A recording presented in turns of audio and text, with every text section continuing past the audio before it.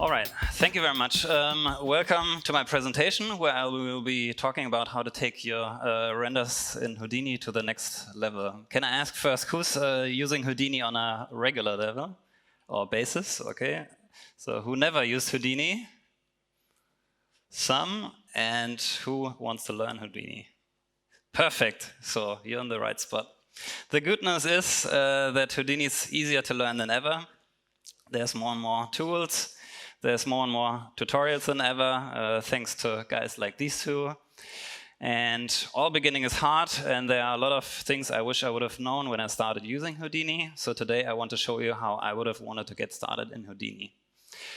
Now, you'll have an easier time if you know some basics, I guarantee you. So first, though, I have to thank the teams at Side Effects and Grayscale Gorilla for the opportunity to speak today.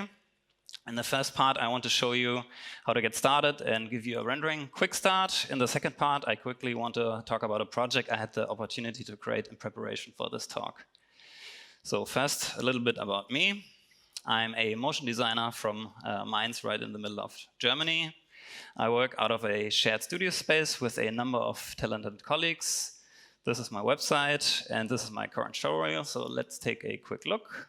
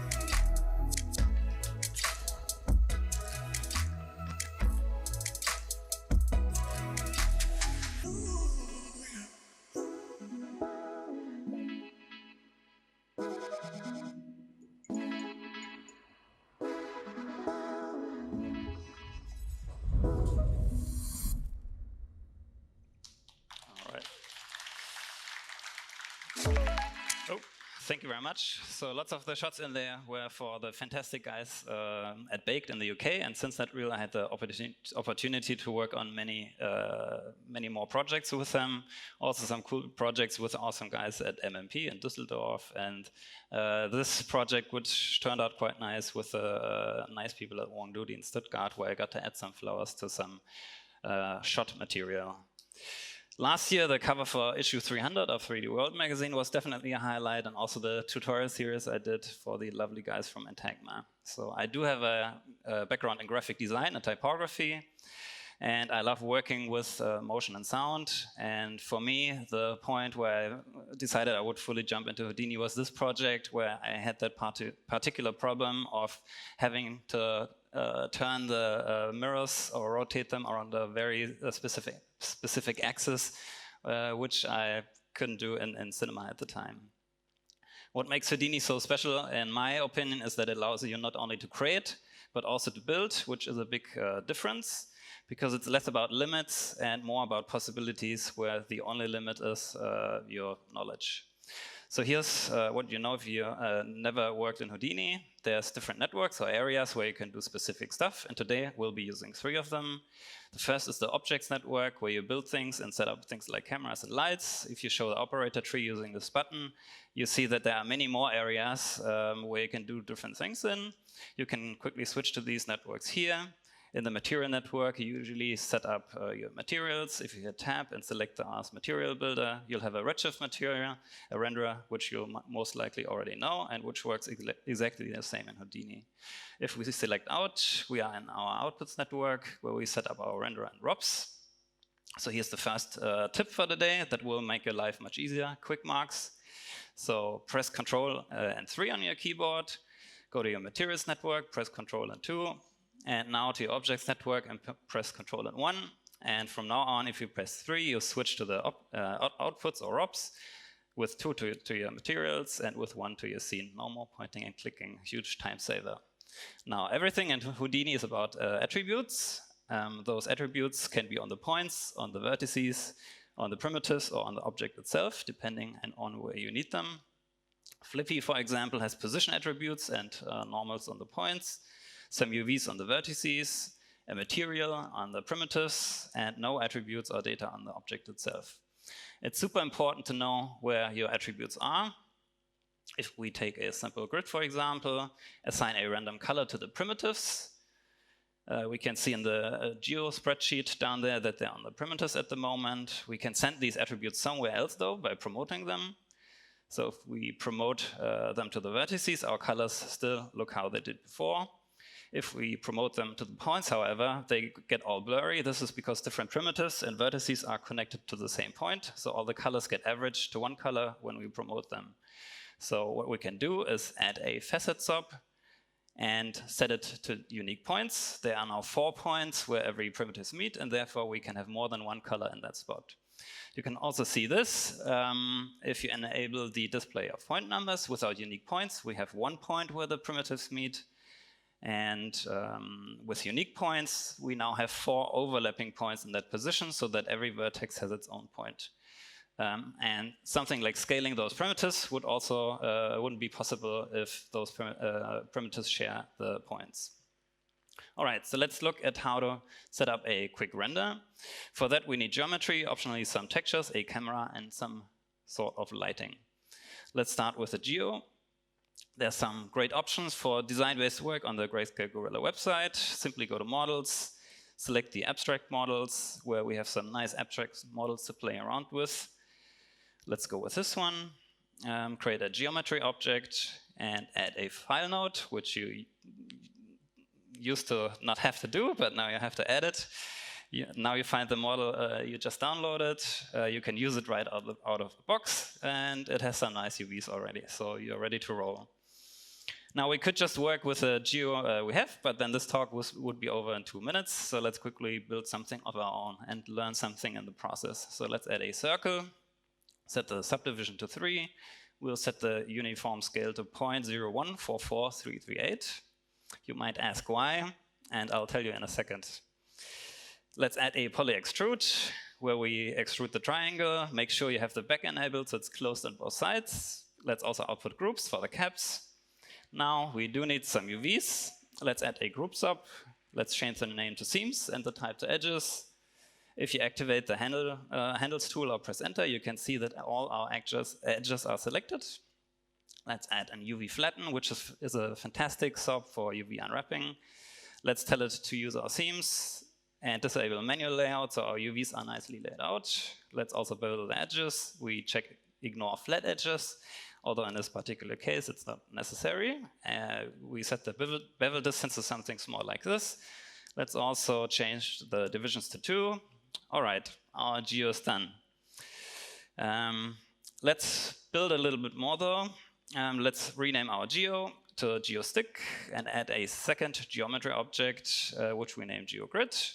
Let's jump in. Up here you can hide all objects outside of this object, so you only see what's in here. Let's add a triangle grid. You might ask, what's the triangle grid? Well, it's just this super cool HDA I built, and if you want to know how it works, okay, I'll show you.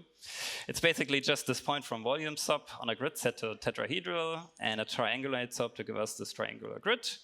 On it, we can set it to add a p-scale attribute. For this point separation, you see that the p-scale happens to 0.0144338, so that's where our magic number comes from. Let's disable the p-scale attribute. We can also output packed triangles on this HDA, where all the triangles are packed into individual elements. As you can see, we now have 120 points and 120 packed primitives, whereas if we set our HDA to unpacked triangles, we have 120 polygons and 360 points and vertices. So let's set it back to template points. Let's add an object merge, call it in sticks, bring in our sticks we created earlier. Let's find and select them. Here they are. Let's add a copy to points. And we see that now we have a grid of nicely fitted triangle sticks. You'll notice that we have about 5,000 points and 5,000 primitives. So let's set the copy points to peg an instance, our sticks. And now we only have 120 points and 120 peg primitives, so it's much more efficient. Let's add a null and call it out. Now this only works so well because our HDA outputs some attributes on the points, which tell the copy points how to orient the sticks. You can see the attribute it puts on the points right here. You can display the normals if you press this button right next to the viewport. But we want to see our up vectors, so we have to create something called a visualizer. So that's my second tip for today. Make use of visualizers. Simply click on the attribute name, and you immediately see a visualizer in the viewport if you have visualizers enabled. You can right-click on the icon to see which visualizers you have set, enable and disable them, and also edit them. So if we change the length scale to something smaller, we see much better how the vectors alternate in the viewport. So these two attributes are the reason why our sticks are oriented in the correct way. Great. So one more thing. Let's make some room below our triangle grid. Let's add a mask from geometry sub, which is also a fantastic, really cool sub to create fall-offs or masks based on geometry. So let's connect a sphere on the second input and bring down the scale. Let's put the display flag on our mask from geometry sub and click that little visualizer button up there. Let's make sure visualizers are enabled and edit the newly created mask visualizer. You can see that the attribute is mapped. It's mapped between 0 and 1, so that's all good. Let's activate the new mask visualizer if it's not already enabled and change the distance metric to measure inside our sphere, not outside. And bring down the radius to something smaller. Now we have a nice fall off from white to red inside our sphere. Next, let's add some attribute wrangle. But no worries, it will be super easy. So attribute wrangles, my favorite nodes. Let's call it hide from mask. Give it a nice color so we know it's something we interact with, and add this little line of code. Which adds a height value to our Y position based on the mask we just created. So it just takes the mask and multiplies it by a slider and adds it to the Y position. Click this little icon here to create the slider and set the height to something like 0.1. As you see, our points just moved up. So let's disable the visualizers. With that slider, we can now adjust the height of our points and therefore our sticks, if you put the display flag down there. Great. So on the mask from geometry sub, let's invert the ramp so the points get raised in the center of the sphere, not at the edge, and give it a bit more height. All right. So next we can add some variation to that mask before we apply it. So let's add an attribute noise sub for that. By default, it adds a noise to the p-scale attribute. So let's change that to mask, which we use to move our points, and make sure we add the noise. Let's bring down the scale of the noise and also lower the amplitude of it. Great. So let's disable our stick, and yes, let's get ready to render now. All right. So first, press Ctrl and 1. Click the redshift button and the shelf tool up there. This takes you to the out context and adds a redshift ROP. Press Ctrl 3 there. Let's press 1 to go back to our objects, add a camera, bring up the panel at the bottom, the geo spreadsheet, click the plus to add a new pane, and select the redshift render view. Let's jump into our camera using the drop down here. And let's lock the camera view so we can move our camera around. Let's find a nice angle like this. And let's say we want to angle our stack a little bit like this. You see that when we jump inside the object, we jump into local space, which can be quite confusing. So on scene level, let's undo the transform. Let's create a new geo called render grid. And let's jump into the render grid. Copy our out node. Go back into our render grid and add an object merge, call it a geo, Put your cursor in the object text field and press Ctrl V, and now we have our grid linked in there. So now let's rotate the render object, the red one instead, and disable the GeoGrid object. Let's bring up our render view and make sure that we tell Redshift we use packed primitives by checking that checkmark there. We don't have any lights yet. So I almost always start setting up things with an HDRI, and there's a great selection of HDRIs on grayscaleruler.com. There's indoor HDRIs, outdoor HDRIs, and some great ones for studio lighting, which I especially like. And this is my favorite one. So let's grab this one, add a light dome, and load the HDRI that we just downloaded. Let's rotate the HDRI by 180 degrees, so it's looking in the correct direction, and hit render. Great. So let's bring the intensity of the HDRI up to 3, because I know this gives us a good exposure for the HDRI, and disable it in the viewport. For materials, I love these unfinished wood textures, so let's grab this one. Let's go to our matte network and hit Ctrl+2 to set our quick mark. Next we hit tab in the network view and type material. You'll see the GSG import material at the very top of the list. Let's select it. We find the folder with our textures, hit accept, and we'll select the one we want to import. There's options for Mantra and Karma as well, but let's stick with Redshift and import that texture. Now we do have our nice wood material imported. It's all wired up and nicely connected. So let's jump back to our objects network, dive inside our geosticks object, make some room, add a material node, and on that material node assign the material we just created.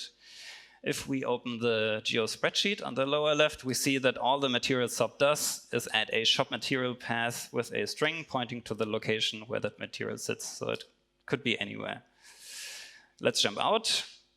At render, we have our material on there. Nice. Now you see that by default, we have a focal length of 50 millimeters and an aperture of 41.4214. Very odd number, which brings me to our next topic, the elements of photography. So what are the basic elements of photography? It's subject, light, and camera. The first two we have covered by now. The camera itself consists of a lens and a sensor. For lenses, they are defined by a focal length and an aperture. You see that in the real world, there's a limited amount of prime lenses with fixed focal lengths. So that's why I like simple things like this camera script by GS3 and C4D, because it limits you to certain selected sets of focal lengths. So this would definitely be something cool to have in Houdini as well. Now the sensor size of the camera relates to the aperture, as you can see here. There's different sensor sizes for photography, film, and digital cameras. So these are the aperture sizes for the different situations. Now by default, we have a very odd number in the aperture field, and this gives us apparently a 45 degrees field of view at 50 millimeters. So don't worry, I checked by adding a second camera, setting the aperture to 36 millimeter, finding the focal length for 45 degrees field of view, and comparing it to the default camera, and it checks out. But let's change the aperture from its default value to 36 millimeters, like it would be for a photo camera. Now for texturing, let's find a nice angle, adjust our resolution, the preview size of the IPR, and hit render. So great. If we turn down the intensity of the HDRI for a moment, we see that we have a big problem. All the pieces look the same, and we don't want that. So let's add some variation next. For color, UV offset and rotation, let's start with color, which is defined by this texture node here. So back in our GeoGrid object, let's add another wrangle, call it random color, and add this little vex code here, which maps a random number to a ramp. So we do want a color, so let's switch the ramp to color, adjust the gradient in our material, let's add a color layer node, and a color user data, which is already set to read the CD attribute, the color, and connect both of them to the color layer node. Let's set the blend mode to multiply, color our node, and preview, and we do have some color variation now. Let's bring the HDRI back up to 3, our kind of normalized level, so we can see a bit better what's going on. Back in our material, let's add a color correct to bring out the color of the wood a bit more. Great. So let's offset the UVs for the individual pieces for some more randomness. We can change things like the rotation globally on the material right there, but we want to vary this per piece. So we have to find a different way. So we'll have to add to this parameter here.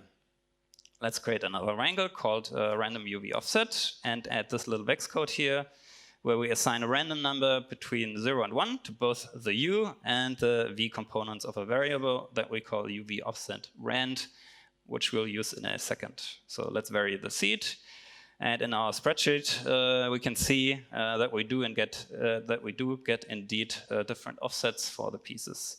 In our material, let's add a vector user data, bring in our offset rand attribute, and let's add an add node, add our random offset that we just created to the offset parameter, connect all the wires of the offset to the add node, and restart the IPR. And now we have a random offset, texture offset on all the pieces, which are packed primitives, so very efficient, yeah, but they're still kind of varying.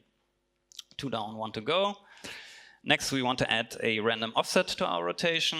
As you can see, it expects an angle in degrees, not radians, so that's good to know. So let's add another wrangle for this, a very simple one as well, and add this line, which gives us a random rotation between 180 and negative 180 degrees. Let's add that slider and change the seed. So we get some randomness in our material. We connect both the rotation parameter and our rotation attribute to an add vector. So we're adding those and connect all the wires from the rotate parameter to it. If we now start the IPR, we now have random rotations per piece. But they're everywhere, and we just want them on the caps, not on the sides. So in our initial geo stick object, where we build our initial geo, we'll add another wrangle after the extrude and set it to run over the vertices. So you can run the wrangle on different classes, so to speak, points, primitives, or vertices. We want to work on the vertices. And we create a new UV rotate attribute and limit it to all groups starting with extrude up there. So extrude and a star means every group that's starting with extrude.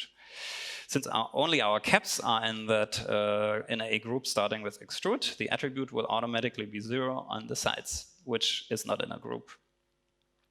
Let's make some room after our rotation attributes, add a multiply node where we multiply our random rotation with that rotation attribute.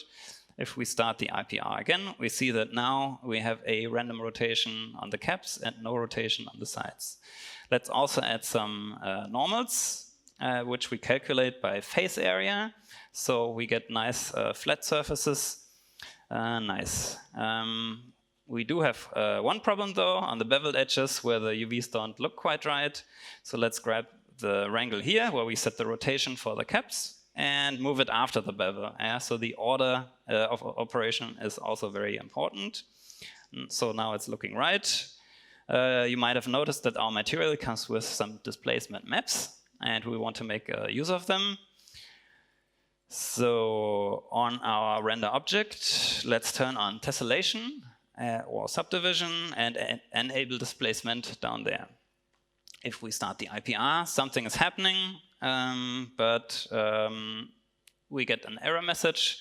We can't use adaptive subdivision on our instances, so we have to disable the adaptive subdivision and set the minimum length to 0 and the subdivisions to 3, so they're all equally subdivided now.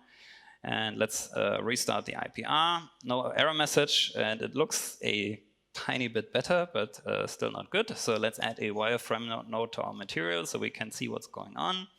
Now you see that what Redshift sees, and that the mesh is too dense at the bevels and too light on the faces. So now let's fix this.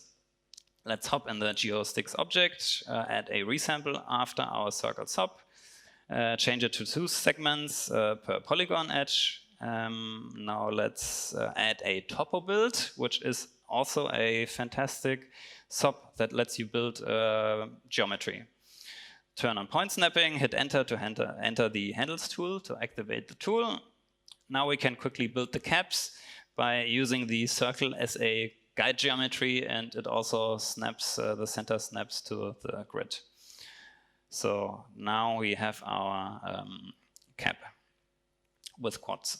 Now that the caps are done, let's subdivide them. Next we add a texture SOP, because we also need UVs on this stream, and set the projection axis to Z. Let's create a reference copy of our poly extrude, which will have all the same properties as the original on the left side. Add it after our UV texture. Now you see that the original geo is oriented towards -Z, as it should be. So let's reverse our caps. We automatically get UVs from our poly extrude, but they're a bit small. So let's scale the UVs with a UV transform by 0.09. So they roughly match the size of our original ones. And that's close enough. Let's add a switch, so we can switch between both geo versions, the one on the left or the right, and set it to 1, so we get our newly created geo. Lastly, let's delete the reference for the divisions and set it to 80, so we have evenly sized polygons on the side. Let's bring the render view back up, and this time it looks much better. You could decrease the bevel divisions from 2 to 1 to get less dense bevels, but we'll leave that for now. Let's turn down the displacement scale on here and connect our material again. Let's bring in an area light so we see the surface details a bit better. If we crank the displacement back up, we see it's working. So let's tone it down to something like 0.02. So now we have our subject and our camera setup, which brings us to lighting. For lighting, I love these area light maps because they are kind of looking very much like in a photo studio. So let's grab this one here. Tell Redshift to use a texture on our area light, bring the texture in. I like to place my lights under a null object, with which I can control both the pitch and the heading of the light. Now here I've brought down the intensity of my main light and decreased the size and spread for more of a spotlight effect, as you can see in the IPR. The rim light is even more pronounced and makes more of a spot, and it uses a lookat object, which is also a great way to control your lights. Then I added in another area light just for the background. So with this lighting setup, we get this, or something even more interesting like this if we disable that fill light from the left. Now in real life, there's no infinitely sharp camera. So on our camera, let's enable the bokeh and set the spherical aberration to 2 for a more pronounced effect of the bokeh. It's all blurry, but for still we can click the IPR to set the focus where we like. Now for animation, which I usually do, we need a bit more control. So here comes my next tip. Let's add a null, call it focus object. And on our camera, go to the edit parameter interface, bring in an operator path from the left side and call it focus object. And now we can drag that focus object in that new channel. And in the focus distance channel, we add this expression here, which simply measures the distance from the focus object to the camera. Yeah. And it gives us the distance from the focus object to the camera every time we move the camera, so the focus always sits right on that null object. You can find this expression in a post by Thomas Slanchik here on the super helpful side effects forum. So there's lots of help. Also, if you ever need to find out stuff, it's super good. Now place your focus object where you want the focus to sit, and that's it. Let's take it one step further though. On our camera, let's decrease the aperture of the lens from 5.6 to the technically lowest possible value in the real world, which is 1, for a more shallow depth of field. Now we can also set a custom image as your bokeh shape, and there's a great selection here as well. So let's give this one with a really pronounced chromatic aberration a try, see what that looks like. Find it on our drive, load it back in the bokeh image field. Now we have a nice color shift in our bokeh, which you can see where it's kind of defocused, giving the image a really nice texture. Now there's also more realistic ones you can try, like this one here. But in this case, the difference is very minimal because we would need super small, bright lights to really bring out the texture of this bokeh. So in this case, the basic graphic one just works as well. So some lighting tips. Light enables to see us, which is quite amazing in itself. Lighting means creating contrast, because without shadow, there's no light, right? So I used to make everything super bright, but then it's super flat and very uninteresting. Light guides the viewer, which the old masters in the Baroque, for example, knew to perfection. Just notice how the face of the woman sits in the brightest spot of the image and immediately draws your eye into the face. Light comes in many different shades: light temperature, light color. Light is highly emotional. Light can be modified. We have hard light, soft light, and yes, for light, size matters. Both in light and shadow quality, right? So it makes a huge difference how big your light source is. Light can tell a story, as you can see here, same setting for all images, but they all tell a different story thanks to the texture the light paints in the background. So HDRIs are a really great pre-built lighting setup. Make sure you know your lighting conditions during shading though, because you'll notice that all the HDRIs kind of have a different color, temperature, yeah, or color, and they change in different settings. So during shading, it's really important to get neutral lighting's condition, yeah, so the colors come out as they should. Now my last lighting quick tip relates to a classic light setup, which can be easily extended to a three-point light setup with a rim light. The most important question is, where is my main light coming from? Right, so here it's coming from the right side. Create a fill light or not. Separate your background for artistic control. Turn down the lights for visual interest. High key can have its appeals, but even there, a bit of contrast adds more interest.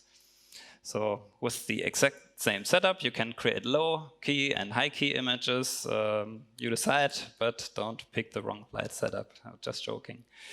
It can be beneficial to render out those light passes individually. So here you can see the 4 light passes for a spot we did 2 years ago. So we could turn up and down the lights individually in post for the fine lighting and get a really pronounced lighting effect. In the end, the client wanted it brighter than we would have liked, but yeah, that's how it goes. So how to make your renders look great? There's no really short answer, but I imagine this video here by Nick goes into much more on the topic. I haven't seen it, but we'll give it a watch as soon as I can. So now we've covered the 3 elements of photography. There's a 4th one, which is less technical, but even more important. And in cinematography, we even have to deal with a 5th one, coming with a whole new set of challenges, but that's a story for another day. Now, the second reason why I'm here today is that the awesome team at Grayscale Gorilla have invited me to do a project. So we got on a super nice call. They gave me full creative freedom, but asked if they could give away some sort of scene file, which limited the options in regards to what could be included. And they literally said, just do what you do. Now what to do? I kind of wanted to show off the vast library of stuff they have at Grayscale Gorilla, but that's of course a massive undertaking, especially with this fantastic piece here by Mark Fancher hanging over my head, which is really to the point and has that 5th element, the story. So then there's all the great stuff that's out there or others are doing, and there's more stuff than you can consume, right? So I really loved this quote here from Jessica Hisch I heard at OFF the other day, and I'll definitely have to try more in the future to take that to heart. Stop looking sideways and look within. Due to time constraints, I only had a 2-week window to come up with something. And did what anyone would do, start playing around. Really loved how these turned out in regards to lighting and detail, but obviously I couldn't give these away. I loved the lighting explorations though, really, yeah, was good fun. And I knew I wanted to do a small project that would get people started in Houdini, but I also wanted to make something cool. This was the first thing I did. I thought it was a cool project because you could learn lots from the setup. It's all procedural, but then it totally tanked on my Instagram, where I usually get tons of likes. So, but Andy liked it, so it's all good. So I kept on looking. Something like this I thought could be kind of cool, exploring different materials and light setups, but played around some more. Wasn't super happy with what I had, and now I only had 1 week to go. So I remembered what they said, just do what you do, and decided to stick with this super basic setup I showed you in the beginning, because I think it's also a great kind of small project to get into Houdini if you're looking to do so. I kind of wondered how it would move, and also how something rigid could turn into something moving or fluid. So I grabbed my pen, scribbled out a small narrative arc, assembled a small storyboard, and 5 days later, and 72 hours before my flight, this is what came out. And now we need some sound.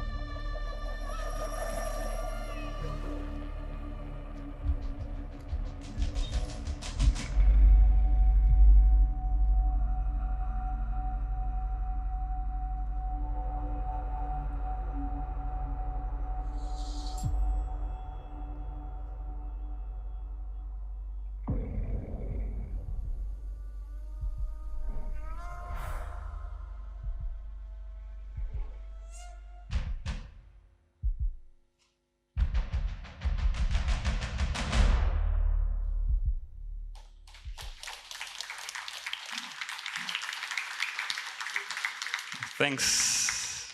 The cool thing about this little project is I also got to spend a night working on the sound design, which I truly enjoy. Now, originally I was planning to go through all the shots today and show you how they were all done, because like in the Getting Started guide earlier, there's some really nice and simple things in there I wish I would have known when I started in Houdini, but to go into all of them probably would have taken another hour, so we'll have to do that another time.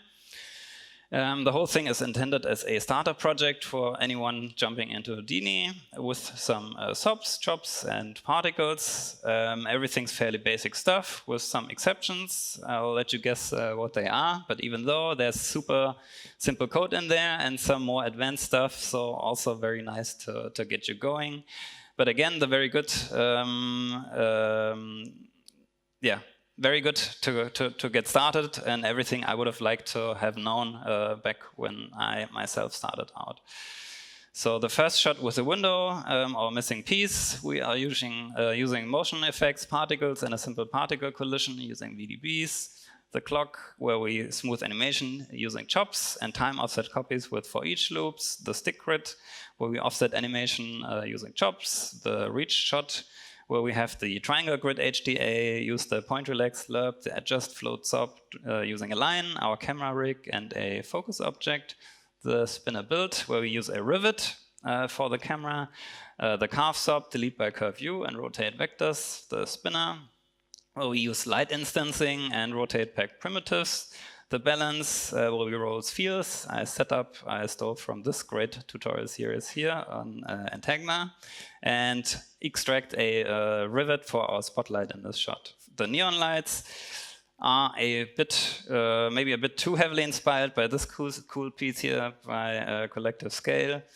In this shot, we use the orient along curve, paint a mask using height fields, which is super cool, dynamically switch materials, and again use light instances. The rings, where we blend geometries, use the add and measure SOP, attribute blur, apply a mask from geometry, and finally the triangle grid, where we look at force and candidate objects, and the ROP, build a mask from the point position, time offset loops. Also a very cool technique, and also loop our gobo.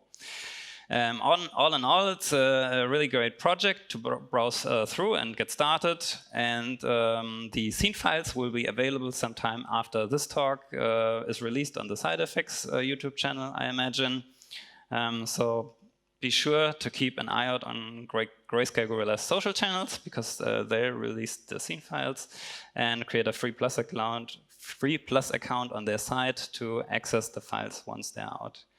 Now, last, for some super quick tips, if we have time, stay consistent. Look in the -z direction when setting things up. That means +z is facing you. When instancing, make sure the normal direction is facing +d and the up direction is facing +y. Work in a consistent scale. That way you can recycle elements and setups, navigate the scene with quick marks, which saves you tons of time, rig your lights and cameras, stay organized.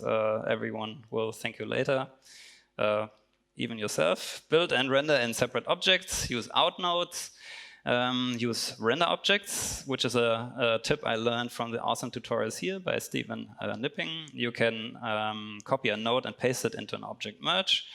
So Control-V, Control-C, Control-V, color code your nodes, make use of candidate, force, and exclude objects in the ROP, which makes it super flexible.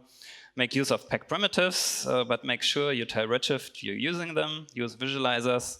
And one last super useful tip when working with different aspect ratios is the camera and view mask, which I want to show you.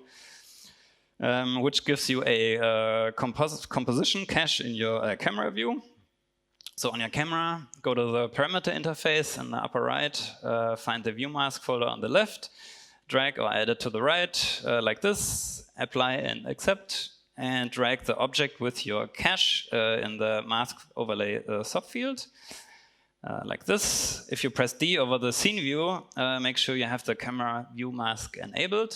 Now you have your cache in the camera view, and you might want to match up the aspect ratio with the one you're interested in at the moment. That's the black kind of cache at the top and bottom. One thing to keep in mind is that the view mask needs to be in the 0 to 1 range. So all your aspect ratios need to be in relation to your camera resolution, which in my case is 1920 by 1920. And now you can easily frame for several, for example, social media formats at the same time. Now, if you want to learn more and you're interested in Redshift and Houdini, there's this really great series here by Mark Fancher. And if you work with a big material library, it might be worth checking out OD Tools, which is a gigantic suite of tools for all parts of Houdini. Paul, who will be speaking here later, has a great tutorial on it, on how he uses it. And if you're in a hurry, he even has a short. So final tips, pick your battles, and life is a marathon, not a sprint. Thanks to Side Effects for making Houdini more accessible to the design community. And thanks for having me. Get in touch.